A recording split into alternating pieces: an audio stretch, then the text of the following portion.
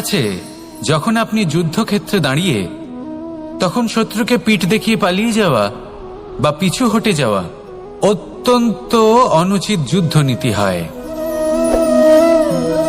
কথায় আছে যে শ্রেষ্ঠ যুদ্ধ নীতি হলো সেটাই যেখানে আপনি অস্ত্র হাতে নিয়ে এগিয়ে যান, সাহসের সাথে যুদ্ধ করে শত্রুকে পরাস্ত করে ফিরে আসেন। আর সেটাই আমি করেছিলাম। তখন মহাভারত রচনা হয়েছিল, কারণ তখন ধর্মরক্ষা করা আবশ্যক ছিল। কিন্তু এমনও একটা সময় ছিল যখন আমি যুদ্ধ থেকে পালিয়েছি, কারণ তখন প্রজাদের সুরক্ষা বেশি গুরুত্বপূর্ণ ছিল। আমার গায়ে যুদ্ধ বিমুখ হবার কলঙ্ক লাগিয়েছিল। কিন্তু ঠিক আছে, আমি সেটাই করেছিলাম যেটা প্রয়োজনীয় ছিল। শ্রীরামও লঙ্কা গিয়ে রাবণকে হত্যা করার পূর্বে 4 মাস ধরে অপেক্ষা করেছিলেন। অপেক্ষায় ছিলেন কবে সেই সেতু সম্পন্ন হবে।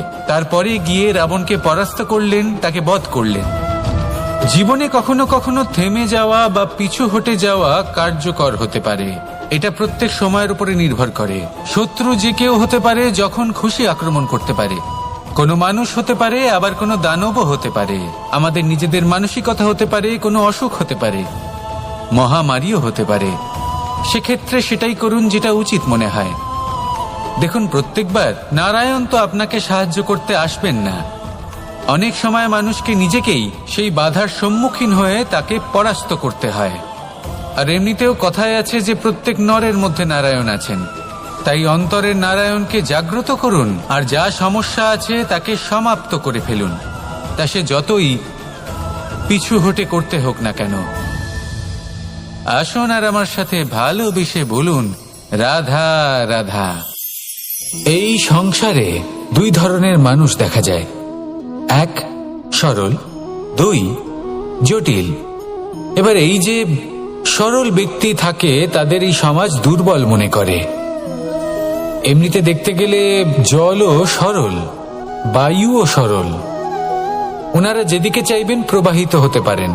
এনাদের যে আকার দেবেন সেটাই ধারণ করবেন। কিন্তু এরা বাস্তব রূপ ধারণ করলে তখন কি হয়? এই জল এমন এক ধারায় পরিণত হয় যে অনেক বড় বড় পাথরকে খণ্ডিত করে দিতে পারে। এই বায়ু এমন এক চক্রবাতে পরিণত হয় যা সংসারে বিনাশ ডেকে আনে। তাই যে ব্যক্তি সরল, তার সরলতাকে সম্মান করুন, তাকে সম্মান করুন, তাকে ভালোবাসা দিন। আর আমার সাথে ভালোবেসে বলুন, রাধা রাধা। কখনো আপনি কোনো গোয়াল দেখেছেন? অধিক মাত্রায় গোবর পড়ে থাকে, আর ওখানে এক ধরনের পোকা দেখতে পাওয়া যায়, যাকে গুবরে পোকা বলা হয়। এরা কি করে? সারাদিন সেই গোবরেই বাস করে। সেই গোবরকে গোল আকৃতি প্রদান করে নিজের বাসার দিকে নিয়ে যাওয়ার চেষ্টা করে। অনেক পরিশ্রম করার পরে সেই গোবরের টুকরোগুলো নিজের বাসার দিকে নিয়ে যায়, আর বুঝতে পারে ওর বাসা তো খুবই ছোট, আর এই গোবরের টুকরো তো অত্যন্ত বড়। এ তো বাসাতে প্রবেশ করতেই পারবে না। তাও চেষ্টা করতে থাকে, শেষ পর্যন্ত অসফল হয়, আর সেই পোকা একাই বাসাতে ঢুকে যায়। এরকম মানুষের সাথেও হয়ে থাকে। সমস্ত জীবন মানুষ ধন, স্বর্ণ, সুখ স্বাচ্ছন্দ্য এই সব কিছু অর্জন করতে ব্যস্ত থাকে। আর যখন সময় আসে এই সংসারকে ত্যাগ করে চলে যাওয়ার, তখন সে বুঝতে পারে যে এই সবকিছু তো আমি নিজের সাথে নিয়ে যেতেই পারবো না।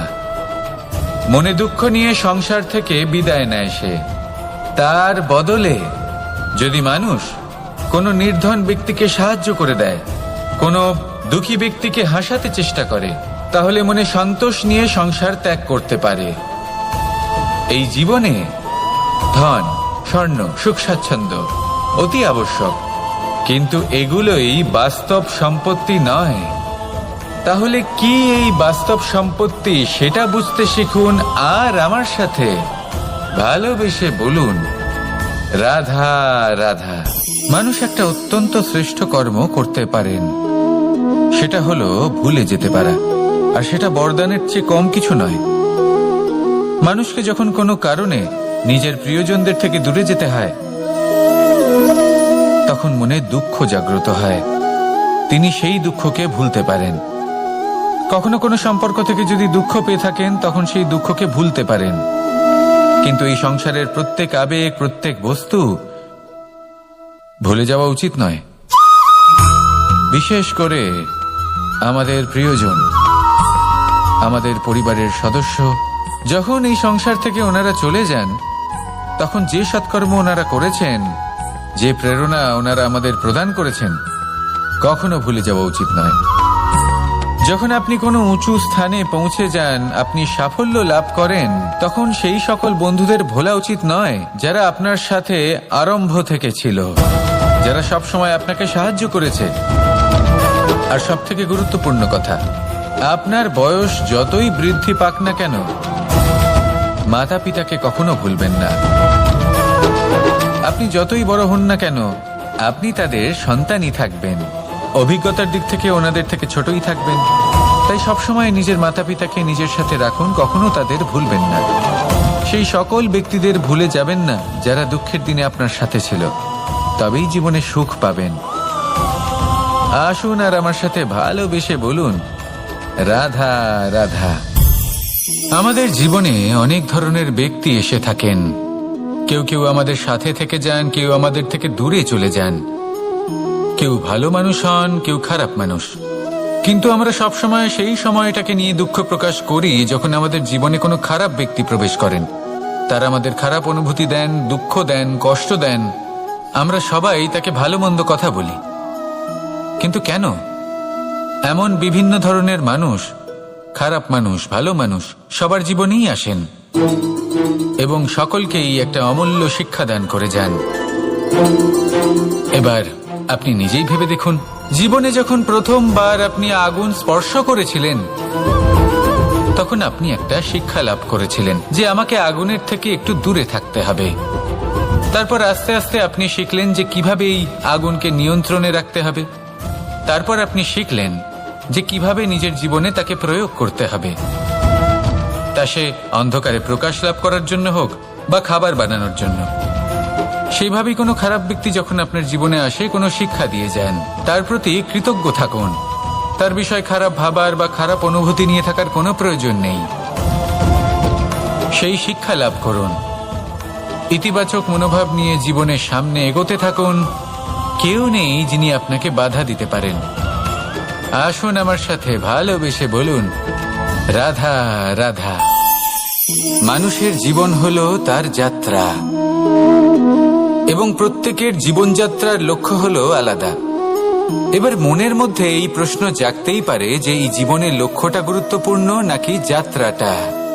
এবং এই ভাবনায় আমরা কোথাও না কোথাও সব থেকে গুরুত্বপূর্ণ বিষয়ে ভুলে যাই যে সব থেকে গুরুত্বপূর্ণ ব্যক্তিত্ব হলো আমাদের সাথী, আমাদের সহযাত্রী, যার সাথে আমরা এই যাত্রাপথ সুনিশ্চিত করি। এটা খুব গুরুত্বপূর্ণ। আপনি নিজেই দেখুন, মেঘ থেকে বৃষ্টি ঝরে পড়ে। তার লক্ষ্য হলো ধরিত্রী, তার যাত্রাপথ হলো সেই বায়ুমণ্ডল। কিন্তু ও কোন সাথী নির্বাচন করছে তার উপর কত কিছু নির্ভর করে। যদি সাথী হিসেবে ঝিনুককে খুঁজে পায় আর ওই ঝিনুকের ওপরে গিয়ে পড়ে, তাহলে মুক্তয়ে পরিণত হয়। তখন লক্ষ্য কি হয়ে থাকে? ঈশ্বরের আভূষণ। সেখানেই যদি এই জলের ফোঁটা কোনো সাপের সঙ্গ পায়, কোনো সাপের মুখে গিয়ে পড়ে, তাহলে তা পরিণত হয় বিষে। আর তখন লক্ষ্য কি হয়? কারোর প্রাণ হরণ করা। এই উদাহরণ স্থির করে যে আমাদের জীবনে সাথীর নির্বাচন হলো অত্যন্ত আবশ্যক এবং অত্যন্ত গুরুত্বপূর্ণ বিষয়। কারণ সাথীর প্রভাব শুধু যে আপনার পথে পড়বে তা নয়, আপনার লক্ষ্যের উপরও পড়বে। কখনো কখনো কেউ আপনার লক্ষ্য বদলে দেবে, কখনো উচিতভাবে, কখনো অনুচিতভাবে। সেটা আপনার নির্বাচনের উপর নির্ভর করছে। তাহলে একজন শ্রেষ্ঠ সাথী নির্বাচন করুন আর আমার সাথে ভালোবেসে বলুন, রাধা রাধা। বিষ এবং অমৃত, এর ভিত্তিতেই সংসার চক্র চলতে থাকে। যখন সমুদ্র মন্থন হয়েছিল তখন এই দুই প্রাপ্ত হয়েছিল। প্রথমে বিষ পাওয়া গেল, তারপর অমৃত। জীবন মন্থন করলেও এগুলো লাভ করা যায়। এবার এই যে বিষ, তা হলো অমৃতের থেকে অনেক বেশি শক্তিশালী এবং সেই জন্যই অনেক বেশি ঘাতকও। এবার বোঝার চেষ্টা করি এই বিষ আসলে কি। যে কোনো বস্তু বা কোনো ভাব যদি মাত্রার থেকে বেশি পরিমাণে আপনার কাছে থাকে, প্রয়োজনের থেকে বেশি আপনার কাছে থাকে, তাহলে সেটা আপনার কাছে বিষ সমান হতে পারে। তা সে ধন হোক, শক্তি হোক, সম্মান হোক, ইত্যাদি ইত্যাদি। যদি আপনার কাছে এমন কিছু থেকে থাকে যা মাত্রার থেকে বেশি পরিমাণে আপনার কাছে আছে, তাহলে তাকে ভাগ করতে শিখুন। যদি আপনি ভাগ করতে শিখে যান, তাহলে এই বিষই আপনার জন্য অমৃতে পরিণত হবে, আর তাদের কাছেও অমৃত সমান হয়ে উঠবে যাদের এই সাহায্যের প্রয়োজন। তাহলে ভাগ করে নিতে শিখুন আর আমার সাথে ভালোবেসে বলুন, রাধা রাধা। সমস্ত মানুষের জীবন কিছুটা সমান হয়। মানুষ জন্মগ্রহণ করে, তারপর চলতে শেখে, জীবনে এগিয়ে চলে, বার্ধক্য লাভ করে, তারপর সমাপ্ত হয়ে যায়।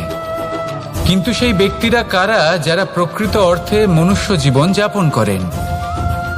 এনারা হলেন সেই ব্যক্তি যারা পড়ে গেলেও আবার উঠে দাঁড়ানোর চেষ্টা করেন, নিজের ভেঙে পড়া অস্তিত্বকে আগলে নিয়ে আবার একটা আকার দেওয়ার চেষ্টা করেন, ভগ্ন আশাকে আবার একটা নতুন দিশা দেন। অসফল হওয়ার পরেও থামেন না, আবার এগোতে থাকেন। অসফল হওয়ার পরে যদি আপনি থেমে যান, তাহলে সাফল্য আপনার সামনে অপেক্ষা করে, কিন্তু আপনি তা দেখতে পান না। তাই জীবনের সংঘর্ষে অংশগ্রহণ করতে শিখুন। জীবনের সংঘর্ষ থেকে পালাবেন না। আসুন আমার সাথে ভালোবেসে বলুন, রাধা রাধা। একবার একজন সাধক ওনার শিষ্যদের একটা কাজ দিলেন। একটা দুর্লভ জড়িবুটি নিয়ে আসতে বললেন। এতটাও কঠিন কাজ সেটা ছিল না, কারণ সকল শিষ্য জানতেন যে এই দুর্লভ জড়িবুটি কোথায় পাওয়া যায়। পর্বতের শিখরে। কঠিন কাজ কোনটা? সেখানে পৌঁছনোর সেই পথ যা ছিল কাঁটায় জর্জরিত, পাথরে পরিপূর্ণ, যেখানে পিছলে পড়ার আশঙ্কা রয়েছে এবং গভীর ক্ষত পেতে পারে সবাই। এবার বেশ কয়েকজন শিষ্য গেলেন, তার মধ্যে কয়েকজনই সেই জড়িবুটি নিয়ে আসতে পারলেন। কারণটা কি ছিল? কিছু শিষ্যের মনোযোগ ছিল শুধুমাত্র লক্ষ্যের দিকে, অর্থাৎ পর্বতের সেই শিখরে। কিছু শিষ্যের মনোযোগ ছিল পথের এই সংকটগুলির ওপর। কিছুজন নিজের সমস্ত মনোযোগ, সমস্ত শক্তি কেন্দ্রীভূত করলেন শুধুমাত্র লক্ষ্যের দিকে। বাকিরা মনোনিবেশ করলেন এই সংকটের থেকে নিজেকে বাঁচাতে।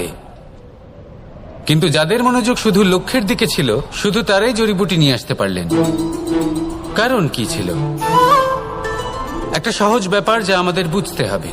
আমরা যদি লক্ষ্যে পৌঁছতে চাই, তাহলে বিপদের সম্মুখীন তো আমাদের হতেই হবে, আর কোনো বিকল্প নেই। যন্ত্রণাও হবে, পায়ে কাঁটাও হয়তো ফুটতে পারে, হয়তো পড়েও যেতে পারেন, হয়তো রক্তপাতও হতে পারে। কিন্তু তার সাথেই সাফল্য অর্জনের যে আনন্দ, সেটাও পাওয়া যায়। সেই জন্য নিজের মনোযোগ সবসময় লক্ষ্যের দিকে রাখুন, পথের সেই বিপদগুলির দিকে নয়। সত্যি কথা বলতে, এই বিপদ এটা কিছুক্ষণের, আজ আছে কাল নাও থাকতে পারে। কিন্তু যদি লক্ষ্যকে প্রাপ্ত করতে পারেন, তাহলে তার আনন্দ আপনার সাথে সারা জীবন রয়ে যাবে। তাহলে লক্ষ্য প্রাপ্ত করুন আর আমার সাথে ভালোবেসে বলুন, রাধা রাধা। আমি এখানে একা এই বনে বসে আছি, বাঁশি বাজাচ্ছি। কার জন্য? কে আছেন এখানে? কেউ নেই। আমার প্রজা, আমার রাজ্য, আমার পরিবার আমার থেকে অনেক দূরে আছেন। আমি এখানে একা এই বনে বসে এই আকাশের এই রঙের, গাছের এই সব ফলের, মাটির সুবাসের আনন্দ উপভোগ করছি। কেন? আমি হলাম দ্বারকাধীশ। এমন কি রাজকীয় বা ভৌতিক সুখ রয়েছে যে আমি ওখানে পেতে পারি না? সবকিছুই পেতে পারি, তাও এখানে বনে একা বসে আছি। কোন সুখ খুঁজে চলেছি? একা থাকার সুখ। আমরা প্রত্যেকদিন অনেক মানুষের সাথে, চিন্তাধারার সাথে, কর্মের সাথে, পরিস্থিতির সাথে, সুখ দুঃখের দ্বারা বেষ্টিত থাকি। জীবনের এই চক্রে আমরা জড়িয়ে পড়তে থাকি। যতই আমরা এই সমস্যার সমাধান করি, আমরা ততই এতে জড়িয়ে পড়ি।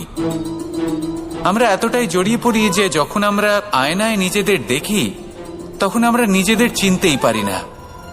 এমন মনে হয় যেন আমরা নিজেদের হারিয়ে ফেলেছি। সেই জন্য প্রত্যেক দিন আপনি কিছু সময় নিজের সাথে কাটান একান্তে। এটা অত্যন্ত আবশ্যক। নিজের অস্তিত্বের গভীরে গিয়ে দেখতে শিখুন, নিজেকে বুঝুন। অদ্ভুত শান্তির অনুভূতি হবে। যেমন এই বায়ু, এই বৃক্ষ, এই পুষ্প, এই নিসর্গ, এদের মতো আপনিও কখনো একলা হতে শিখুন। কখনো নিসর্গের একটা অংশ হয়ে দেখুন। এই মন প্রসন্ন হয়ে বলবে, রাধা রাধা।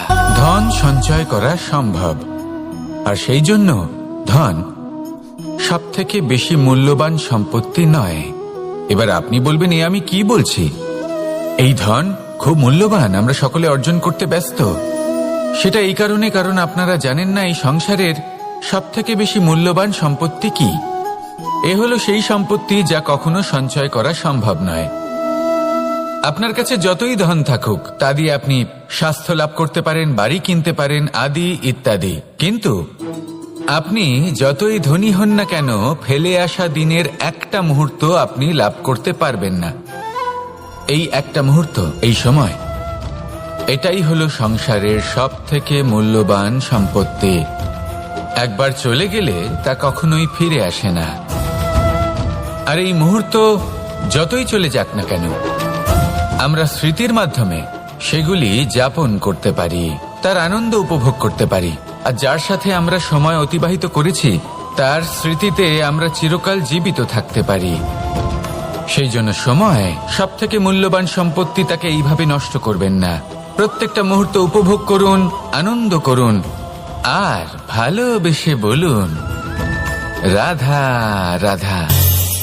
আমাদের মধ্যে বেশিরভাগ মানুষ সেই পরম শক্তিতে, সেই পরমেশ্বরের ওপর আস্থা রাখি। আর সেই জন্য আমরা বারবার মন্দিরে যাই, পুজো অর্চনা করি, নৈবেদ্য অর্পণ করি। কিন্তু অত্যন্ত গুরুত্বপূর্ণ একটা বিষয় আমরা ভুলে যাই, আর সেটা হলো যে পাষাণের সেই প্রতিমা যা মন্দিরে স্থাপন করা হয়েছে, তাদের মধ্যে আমরা ঈশ্বরকে খুঁজে পাবো না যতক্ষণ না বাড়িতে বিরাজমান ঈশ্বর, অর্থাৎ আমাদের মাতা পিতা, তাদেরকে আমরা সেবা করছি। দেখুন, ঈশ্বর নিশ্চিত রূপে এই সংসার নির্মাণ করেছেন, কিন্তু আপনি সেই সংসারের অংশ তবে থেকে হয়েছেন যেদিন থেকে এই সংসারে আপনি পদার্পণ করেছেন। আর এই উত্তরদায়িত্ব পালন করেছেন কারা? আপনার মাতা পিতা। ঈশ্বর আছেন, এই ভাবনা আপনার মধ্যে জাগ্রত হয়েছে আপনার মাতা পিতার মাধ্যমে। সেই জন্য মন্দিরে গিয়ে আপনি যতই প্রসাদ বিতরণ করুন, তার কোনোই অর্থ নেই যদি ঘরে বসে থাকা মাতা পিতা অভুক্ত থাকেন। মন্দিরে গিয়ে পরমেশ্বরকে প্রসন্ন করার পূর্বে ঘরে বিরাজমান ঈশ্বর মানে আপনার মাতা পিতা, তাদের সেবা করুন, তাদের প্রসন্ন করুন। ঈশ্বর নিজে থেকেই প্রসন্ন হয়ে যাবেন। আসুন আমার সাথে ভালোবেসে বলুন, রাধা রাধা। প্রেম। দাদা আমাকে সর্বদাই জিজ্ঞেস করেন যে কানাই, এই প্রেম আসলে ঠিক কি? মানলাম যে এটা সমর্পণ, মানলাম এটা একে অপরের মধ্যে হারিয়ে যাওয়া, কিন্তু এর অনুভূতি কিরকম, এর অনুভব কিরকম? দেখুন, প্রেম কি তা সম্পূর্ণরূপে বোঝানো কানাইয়ের সাধ্য তো অবশ্যই নয়, কারণ এই প্রেম এতটাই মহান। কিন্তু প্রেমের বিশুদ্ধ অনুভূতির বিষয়ে আমি বলতে পারি নিজের অনুভূতি থেকে। দেখুন, প্রেম হলো সেই রং যা জীবনে মধু ভরে দেয়। প্রেম সেই ভাবনা যা মুহূর্তের মধ্যে মুখে হাসি এনে দেয়। প্রেম সেই ফুল যা মনের বাগান ভরিয়ে রাখে। প্রেম সেই চিন্তা যা মুহূর্তের মধ্যে আপনাকে সংসারের সবচেয়ে সম্পন্ন ব্যক্তি করতে পারে। এই প্রেম হলো তাই যা তপ্ত মরুভূমিতে আপনাকে জীবিত রাখতে পারে। এই প্রেম তাই যা আপনার আত্মাকে তৃপ্ত করে। এই প্রেম হলো তাই যা আপনার মুখে হাসি এনে দেয়, যেমন এখন এই মুহূর্তে রাধা আমার মুখে নিয়ে এসেছে। অদ্ভুত এই প্রেম। তাই আসুন আর ভালোবেসে বলুন, রাধা রাধা। কথায় আছে, যখন আপনি যুদ্ধক্ষেত্রে দাঁড়িয়ে তখন শত্রুকে পিঠ দেখিয়ে পালিয়ে যাওয়া বা পিছু হটে যাওয়া অত্যন্ত অনুচিত যুদ্ধনীতি হয়। কথায় আছে যে শ্রেষ্ঠ যুদ্ধ নীতি হলো সেটাই যেখানে আপনি অস্ত্র হাতে নিয়ে এগিয়ে যান, সাহসের সাথে যুদ্ধ করে শত্রুকে পরাস্ত করে ফিরে আসেন। আর সেটাই আমি করেছিলাম। তখন মহাভারত রচনা হয়েছিল, কারণ তখন ধর্মরক্ষা করা আবশ্যক ছিল। কিন্তু এমনও একটা সময় ছিল যখন আমি যুদ্ধ থেকে পালিয়েছি, কারণ তখন প্রজাদের সুরক্ষা বেশি গুরুত্বপূর্ণ ছিল। আমার গায়ে যুদ্ধ বিমুখ হবার কলঙ্ক লাগিয়েছিল। কিন্তু ঠিক আছে, আমি সেটাই করেছিলাম যেটা প্রয়োজনীয় ছিল। শ্রীরামও লঙ্কা গিয়ে রাবণকে হত্যা করার পূর্বে 4 মাস ধরে অপেক্ষা করেছিলেন। অপেক্ষায় ছিলেন কবে সেই সেতু সম্পন্ন হবে। তারপরে গিয়ে রাবণকে পরাস্ত করলেন, তাকে বধ করলেন। জীবনে কখনো কখনো থেমে যাওয়া বা পিছু হটে যাওয়া কার্যকর হতে পারে। এটা প্রত্যেক সময়ের উপরে নির্ভর করে। শত্রু যে কেউ হতে পারে, যখন খুশি আক্রমণ করতে পারে। কোনো মানুষ হতে পারে, আবার কোনো দানবও হতে পারে। আমাদের নিজেদের মানসিকতা হতে পারে, কোনো অসুখ হতে পারে, মহামারীও হতে পারে। সেক্ষেত্রে সেটাই করুন যেটা উচিত মনে হয়। দেখুন, প্রত্যেকবার নারায়ণ তো আপনাকে সাহায্য করতে আসবেন না। অনেক সময় মানুষকে নিজেকেই সেই বাধার সম্মুখীন হয়ে তাকে পরাস্ত করতে হয়। আর এমনিতেও কথায় আছে যে প্রত্যেক নরের মধ্যে নারায়ণ আছেন। তাই অন্তরের নারায়ণকে জাগ্রত করুন, আর যা সমস্যা আছে তাকে সমাপ্ত করে ফেলুন, তা সে যতই পিছু হটে করতে হোক না কেন। আসুন আর আমার সাথে ভালোবেসে বলুন, রাধা রাধা। এই সংসারে 2 ধরনের মানুষ দেখা যায়, 1 সরল, 2 জটিল। এবার এই যে সরল ব্যক্তি থাকে, তাদের এই সমাজ দুর্বল মনে করে। এমনিতে দেখতে গেলে জলও সরল, বায়ুও সরল। ওনারা যেদিকে চাইবেন প্রবাহিত হতে পারেন। এনাদের যে আকার দেবেন সেটাই ধারণ করবেন। কিন্তু এরা বাস্তব রূপ ধারণ করলে তখন কি হয়?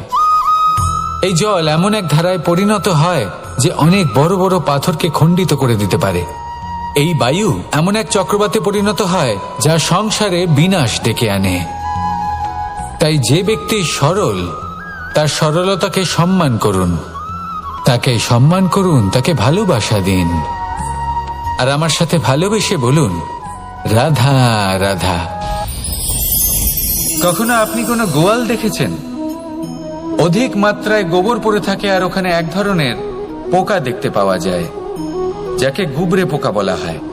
এরা কি করে? সারাদিন সেই গোবরেই বাস করে। সেই গোবরকে গোল আকৃতি প্রদান করে নিজের বাসার দিকে নিয়ে যাওয়ার চেষ্টা করে। অনেক পরিশ্রম করার পরে সেই গোবরের টুকরোগুলো নিজের বাসার দিকে নিয়ে যায়, আর বুঝতে পারে ওর বাসা তো খুবই ছোট, আর এই গোবরের টুকরো তো অত্যন্ত বড়। এ তো বাসাতে প্রবেশ করতেই পারবে না। তাও চেষ্টা করতে থাকে, শেষ পর্যন্ত অসফল হয়, আর সেই পোকা একাই বাসাতে ঢুকে যায়। এরকম মানুষের সাথেও হয়ে থাকে। সমস্ত জীবন মানুষ ধন, স্বর্ণ, সুখ স্বাচ্ছন্দ্য এই সব কিছু অর্জন করতে ব্যস্ত থাকে। আর যখন সময় আসে এই সংসারকে ত্যাগ করে চলে যাওয়ার, তখন সে বুঝতে পারে যে এই সবকিছু তো আমি নিজের সাথে নিয়ে যেতেই পারবো না। মনে দুঃখ নিয়ে সংসার থেকে বিদায় নেয় সে। তার বদলে যদি মানুষ কোনো নির্ধন ব্যক্তিকে সাহায্য করে দেয়, কোনো দুঃখী ব্যক্তিকে হাসাতে চেষ্টা করে, তাহলে মনে সন্তোষ নিয়ে সংসার ত্যাগ করতে পারে। এই জীবনে ধন, স্বর্ণ, সুখ স্বাচ্ছন্দ্য অতি আবশ্যক, কিন্তু এগুলোই বাস্তব সম্পত্তি নয়। তাহলে কি এই বাস্তব সম্পত্তি, সেটা বুঝতে শিখুন, আর আমার সাথে ভালোবেসে বলুন, রাধা রাধা। মানুষ একটা অত্যন্ত শ্রেষ্ঠ কর্ম করতে পারেন, সেটা হলো ভুলে যেতে পারা। আর সেটা বরদানের চেয়ে কম কিছু নয়। মানুষকে যখন কোনো কারণে নিজের প্রিয়জনদের থেকে দূরে যেতে হয়, তখন মনে দুঃখ জাগ্রত হয়। তিনি সেই দুঃখকে ভুলতে পারেন। কখনো কোনো সম্পর্ক থেকে যদি দুঃখ পেয়ে থাকেন, তখন সেই দুঃখকে ভুলতে পারেন। কিন্তু এই সংসারের প্রত্যেক আবেগ, প্রত্যেক বস্তু ভুলে যাওয়া উচিত নয়। বিশেষ করে আমাদের প্রিয়জন, আমাদের পরিবারের সদস্য, যখন এই সংসার থেকে ওনারা চলে যান, তখন যে সৎকর্ম ওনারা করেছেন, যে প্রেরণা ওনারা আমাদের প্রদান করেছেন, কখনো ভুলে যাওয়া উচিত নয়। যখন আপনি কোনো উঁচু স্থানে পৌঁছে যান, আপনি সাফল্য লাভ করেন, তখন সেই সকল বন্ধুদের ভোলা উচিত নয় যারা আপনার সাথে আরম্ভ থেকে ছিল, যারা সব সময় আপনাকে সাহায্য করেছে। আর সব থেকে গুরুত্বপূর্ণ কথা, আপনার বয়স যতই বৃদ্ধি পাক না কেন, মাতা পিতাকে কখনো ভুলবেন না। আপনি যতই বড় হন না কেন, আপনি তাদের সন্তানই থাকবেন। অভিজ্ঞতার দিক থেকে ওনাদের থেকে ছোটই থাকবেন। তাই সবসময় নিজের মাতা পিতাকে নিজের সাথে রাখুন, কখনো তাদের ভুলবেন না। সেই সকল ব্যক্তিদের ভুলে যাবেন না যারা দুঃখের দিনে আপনার সাথে ছিল, তবেই জীবনে সুখ পাবেন। আসুন আর আমার সাথে ভালোবেসে বলুন, রাধা রাধা। আমাদের জীবনে অনেক ধরনের ব্যক্তি এসে থাকেন। কেউ কেউ আমাদের সাথে থেকে যান, কেউ আমাদের থেকে দূরে চলে যান। কেউ ভালো মানুষ হন, কেউ খারাপ মানুষ। কিন্তু আমরা সবসময় সেই সময়টাকে নিয়ে দুঃখ প্রকাশ করি যখন আমাদের জীবনে কোনো খারাপ ব্যক্তি প্রবেশ করেন। তারা আমাদের খারাপ অনুভূতি দেন, দুঃখ দেন, কষ্ট দেন। আমরা সবাই তাকে ভালো মন্দ কথা বলি। কিন্তু কেন? এমন বিভিন্ন ধরনের মানুষ, খারাপ মানুষ, ভালো মানুষ, সবার জীবনেই আসেন এবং সকলকেই একটা অমূল্য শিক্ষা দান করে যান। এবার আপনি নিজেই ভেবে দেখুন, জীবনে যখন প্রথমবার আপনি আগুন স্পর্শ করেছিলেন, তখন আপনি একটা শিক্ষা লাভ করেছিলেন যে আমাকে আগুনের থেকে একটু দূরে থাকতে হবে। তারপর আস্তে আস্তে আপনি শিখলেন যে কিভাবে এই আগুনকে নিয়ন্ত্রণে রাখতে হবে। তারপর আপনি শিখলেন যে কিভাবে নিজের জীবনে তাকে প্রয়োগ করতে হবে, তা সে অন্ধকারে প্রকাশ লাভ করার জন্য হোক বা খাবার বানানোর জন্য। সেইভাবেই কোনো খারাপ ব্যক্তি যখন আপনার জীবনে আসে, কোনো শিক্ষা দিয়ে যান, তার প্রতি কৃতজ্ঞ থাকুন। তার বিষয় খারাপ ভাবার বা খারাপ অনুভূতি নিয়ে থাকার কোনো প্রয়োজন নেই। সেই শিক্ষা লাভ করুন, ইতিবাচক মনোভাব নিয়ে জীবনের সামনে এগোতে থাকুন। কেউ নেই যিনি আপনাকে বাধা দিতে পারেন। আসুন আমার সাথে ভালোবেসে বলুন, রাধা রাধা। মানুষের জীবন হলো তার যাত্রা এবং প্রত্যেকের জীবনযাত্রার লক্ষ্য হলো আলাদা। এবার মনের মধ্যে এই প্রশ্ন জাগতেই পারে যে এই জীবনের লক্ষ্যটা গুরুত্বপূর্ণ নাকি যাত্রাটা। এবং এই ভাবনায় আমরা কোথাও না কোথাও সব থেকে গুরুত্বপূর্ণ বিষয়ে ভুলে যাই। ভুলে যাই যে সব থেকে গুরুত্বপূর্ণ ব্যক্তিত্ব হলো আমাদের সাথী, আমাদের সহযাত্রী, যার সাথে আমরা এই যাত্রাপথ সুনিশ্চিত করি। এটা খুব গুরুত্বপূর্ণ। আপনি নিজেই দেখুন, মেঘ থেকে বৃষ্টি ঝরে পড়ে। তার লক্ষ্য হলো ধরিত্রী, তার যাত্রাপথ হলো সেই বায়ুমণ্ডল। কিন্তু ও কোন সাথী নির্বাচন করছে তার উপর কত কিছু নির্ভর করে। যদি সাথী হিসেবে ঝিনুককে খুঁজে পায় আর ওই ঝিনুকের ওপরে গিয়ে পড়ে, তাহলে মুক্তয়ে পরিণত হয়। তখন লক্ষ্য কি হয়ে থাকে? ঈশ্বরের আভূষণ। সেখানেই যদি এই জলের ফোঁটা কোনো সাপের সঙ্গ পায়, কোনো সাপের মুখে গিয়ে পড়ে, তাহলে তা পরিণত হয় বিষে। আর তখন লক্ষ্য কি হয়? কারোর প্রাণ হরণ করা। এই উদাহরণ স্থির করে যে আমাদের জীবনে সাথীর নির্বাচন হলো অত্যন্ত আবশ্যক এবং অত্যন্ত গুরুত্বপূর্ণ বিষয়। কারণ সাথীর প্রভাব শুধু যে আপনার পথে পড়বে তা নয়, আপনার লক্ষ্যের উপরও পড়বে। কখনো কখনো কেউ আপনার লক্ষ্য বদলে দেবে, কখনো উচিতভাবে, কখনো অনুচিতভাবে। সেটা আপনার নির্বাচনের উপর নির্ভর করছে। তাহলে একজন শ্রেষ্ঠ সাথী নির্বাচন করুন আর আমার সাথে ভালোবেসে বলুন, রাধা রাধা। বিষ এবং অমৃত, এর ভিত্তিতেই সংসার চক্র চলতে থাকে। যখন সমুদ্র মন্থন হয়েছিল তখন এই দুই প্রাপ্ত হয়েছিল। প্রথমে বিষ পাওয়া গেল, তারপর অমৃত। জীবন মন্থন করলেও এগুলো লাভ করা যায়। এবার এই যে বিষ, তা হলো অমৃতের থেকে অনেক বেশি শক্তিশালী এবং সেই জন্যই অনেক বেশি ঘাতকও। এবার বোঝার চেষ্টা করি এই বিষ আসলে কি। যে কোনো বস্তু বা কোনো ভাব যদি মাত্রার থেকে বেশি পরিমাণে আপনার কাছে থাকে, প্রয়োজনের থেকে বেশি আপনার কাছে থাকে, তাহলে সেটা আপনার কাছে বিষ সমান হতে পারে। তা সে ধন হোক, শক্তি হোক, সম্মান হোক, ইত্যাদি ইত্যাদি। যদি আপনার কাছে এমন কিছু থেকে থাকে যা মাত্রার থেকে বেশি পরিমাণে আপনার কাছে আছে, তাহলে তাকে ভাগ করতে শিখুন। যদি আপনি ভাগ করতে শিখে যান, তাহলে এই বিষই আপনার জন্য অমৃতে পরিণত হবে, আর তাদের কাছেও অমৃত সমান হয়ে উঠবে যাদের এই সাহায্যের প্রয়োজন। তাহলে ভাগ করে নিতে শিখুন আর আমার সাথে ভালোবেসে বলুন, রাধা রাধা। সমস্ত মানুষের জীবন কিছুটা সমান হয়। মানুষ জন্মগ্রহণ করে, তারপর চলতে শেখে, জীবনে এগিয়ে চলে, বার্ধক্য লাভ করে, তারপর সমাপ্ত হয়ে যায়। কিন্তু সেই ব্যক্তিরা কারা যারা প্রকৃত অর্থে মনুষ্য জীবন যাপন করেন? এনারা হলেন সেই ব্যক্তি যারা পড়ে গেলেও আবার উঠে দাঁড়ানোর চেষ্টা করেন, নিজের ভেঙে পড়া অস্তিত্বকে আগলে নিয়ে আবার একটা আকার দেওয়ার চেষ্টা করেন, ভগ্ন আশাকে আবার একটা নতুন দিশা দেন। অসফল হওয়ার পরেও থামেন না, আবার এগোতে থাকেন। অসফল হওয়ার পরে যদি আপনি থেমে যান, তাহলে সাফল্য আপনার সামনে অপেক্ষা করে, কিন্তু আপনি তা দেখতে পান না। তাই জীবনের সংঘর্ষে অংশগ্রহণ করতে শিখুন। জীবনের সংঘর্ষ থেকে পালাবেন না। আসুন আমার সাথে ভালোবেসে বলুন, রাধা রাধা। একবার একজন সাধক ওনার শিষ্যদের একটা কাজ দিলেন। একটা দুর্লভ জড়িবুটি নিয়ে আসতে বললেন। এতটাও কঠিন কাজ সেটা ছিল না, কারণ সকল শিষ্য জানতেন যে এই দুর্লভ জড়িবুটি কোথায় পাওয়া যায়। পর্বতের শিখরে। কঠিন কাজ কোনটা? সেখানে পৌঁছনোর সেই পথ, যা ছিল কাঁটায় জর্জরিত, পাথরে পরিপূর্ণ, যেখানে পিছলে পড়ার আশঙ্কা রয়েছে এবং গভীর ক্ষত পেতে পারে সবাই। এবার বেশ কয়েকজন শিষ্য গেলেন, তার মধ্যে কয়েকজনই সেই জড়িবুটি নিয়ে আসতে পারলেন। কারণটা কি ছিল? কিছু শিষ্যের মনোযোগ ছিল শুধুমাত্র লক্ষ্যের দিকে, অর্থাৎ পর্বতের সেই শিখরে। কিছু শিষ্যের মনোযোগ ছিল পথের এই সংকটগুলির ওপর। কিছুজন নিজের সমস্ত মনোযোগ, সমস্ত শক্তি কেন্দ্রীভূত করলেন শুধুমাত্র লক্ষ্যের দিকে। বাকিরা মনোনিবেশ করলেন এই সংকটের থেকে নিজেকে বাঁচাতে। কিন্তু যাদের মনোযোগ শুধু লক্ষ্যের দিকে ছিল, শুধু তারাই জড়িবুটি নিয়ে আসতে পারলেন।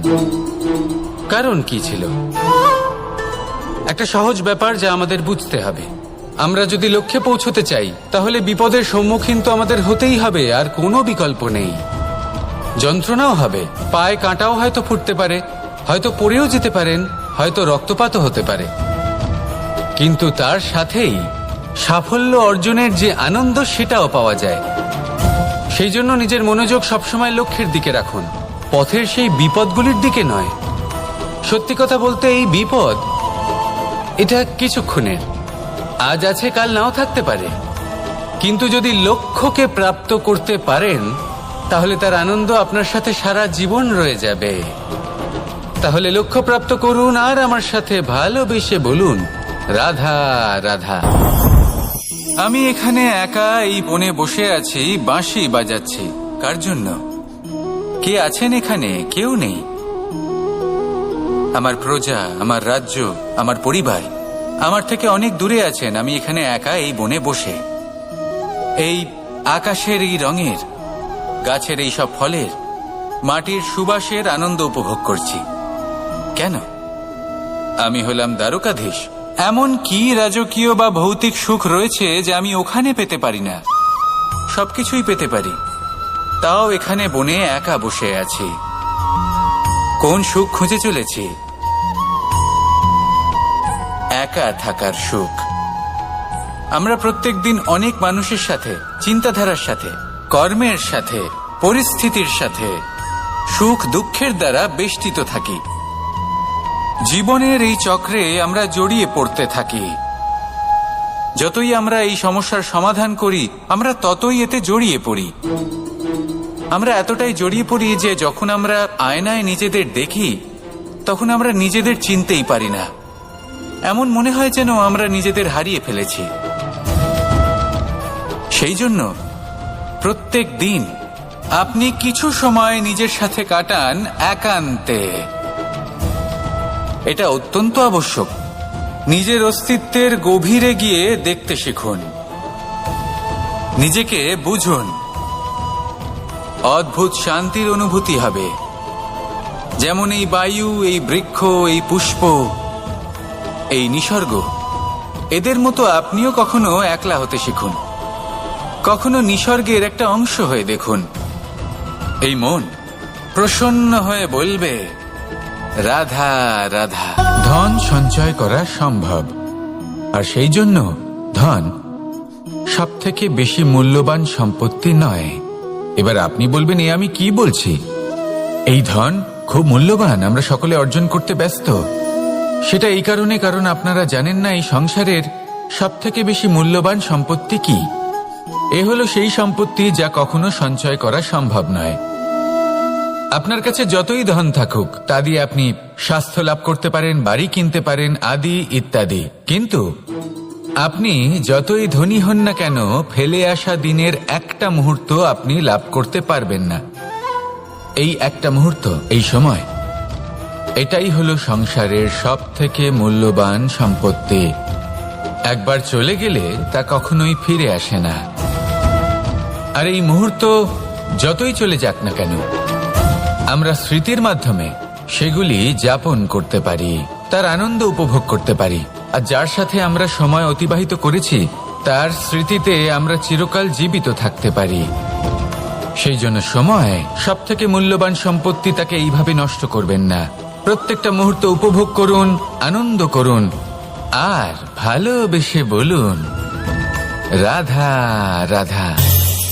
আমাদের মধ্যে বেশিরভাগ মানুষ সেই পরম শক্তিতে, সেই পরমেশ্বরের ওপর আস্থা রাখি। আর সেই জন্য আমরা বারবার মন্দিরে যাই, পুজো অর্চনা করি, নৈবেদ্য অর্পণ করি। কিন্তু অত্যন্ত গুরুত্বপূর্ণ একটা বিষয়ে আমরা ভুলে যাই, আর সেটা হলো যে পাষাণের সেই প্রতিমা যা মন্দিরে স্থাপন করা হয়েছে, তাদের মধ্যে আমরা ঈশ্বরকে খুঁজে পাবো না যতক্ষণ না বাড়িতে বিরাজমান ঈশ্বর, অর্থাৎ আমাদের মাতা পিতা, তাদেরকে আমরা সেবা করছি। দেখুন, ঈশ্বর নিশ্চিত রূপে এই সংসার নির্মাণ করেছেন, কিন্তু আপনি সেই সংসারের অংশ তবে থেকে হয়েছেন যেদিন থেকে এই সংসারে আপনি পদার্পণ করেছেন। আর এই উত্তরদায়িত্ব পালন করেছেন কারা? আপনার মাতা পিতা। ঈশ্বর আছেন, এই ভাবনা আপনার মধ্যে জাগ্রত হয়েছে আপনার মাতা পিতার মাধ্যমে। সেই জন্য মন্দিরে গিয়ে আপনি যতই প্রসাদ বিতরণ করুন, তার কোনোই অর্থ নেই যদি ঘরে বসে থাকা মাতা পিতা অভুক্ত থাকেন। মন্দিরে গিয়ে পরমেশ্বরকে প্রসন্ন করার পূর্বে ঘরে বিরাজমান ঈশ্বর মানে আপনার মাতা পিতা, তাদের সেবা করুন, তাদের প্রসন্ন করুন। ঈশ্বর নিজে থেকেই প্রসন্ন হয়ে যাবেন। আসুন আমার সাথে ভালোবেসে বলুন, রাধা রাধা। প্রেম। দাদা আমাকে সর্বদাই জিজ্ঞেস করেন যে কানাই, এই প্রেম আসলে ঠিক কি? মানলাম যে এটা সমর্পণ, মানলাম এটা একে অপরের মধ্যে হারিয়ে যাওয়া, কিন্তু এর অনুভূতি কিরকম, এর অনুভব কিরকম? দেখুন, প্রেম কি তা সম্পূর্ণরূপে বোঝানো কানাইয়ের সাধ্য তো অবশ্যই নয়, কারণ এই প্রেম এতটাই মহান। কিন্তু প্রেমের বিশুদ্ধ অনুভূতির বিষয়ে আমি বলতে পারি নিজের অনুভূতি থেকে। দেখুন, প্রেম হলো সেই রং যা জীবনে মধু ভরে দেয়। প্রেম সেই ভাবনা যা মুহূর্তের মধ্যে মুখে হাসি এনে দেয়। প্রেম সেই ফুল যা মনের বাগান ভরিয়ে রাখে। প্রেম সেই চিন্তা যা মুহূর্তের মধ্যে আপনাকে সংসারের সবচেয়ে সম্পন্ন ব্যক্তি করতে পারে। এই প্রেম হলো তাই যা তপ্ত মরুভূমিতে আপনাকে জীবিত রাখতে পারে। এই প্রেম তাই যে আপনার আত্মাকে তৃপ্ত করে। এই প্রেম হলো তাই যা আপনার মুখে হাসি এনে দেয়, যেমন এখন এই মুহূর্তে রাধা আমার মুখে নিয়ে এসেছে। অদ্ভুত এই প্রেম। তাই আসুন আর ভালোবেসে বলুন, রাধা রাধা।